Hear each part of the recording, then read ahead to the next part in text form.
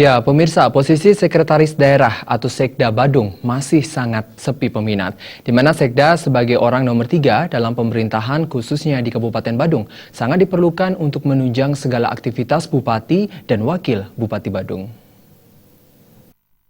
Anggota DPRD Badung asal Desa Mambal Badung, Made Pondewirawan mengatakan, siapapun yang terpilih nantinya menjadi Sekda Badung menggantikan Kumpiang R. Swandika harus memiliki potensi orang nomor 3 di Badung. Selain paham demokrasi, juga harus memiliki kecocokan dengan Bupati. Selain itu, peran Sekda juga harus mampu menjembatani antara Bupati dan DPRD mengenai kebijakan maupun anggaran. Jabatan Sekda membantu Bupati, maka dari itu seorang Sekda dipilih harus memiliki kemampuan dan profesional. Semua bermuara pada kesejahteraan masyarakat Badung. Sekda baru ini ke depan bisa mengakomodir daripada kepentingan eksekutif maupun legislatif.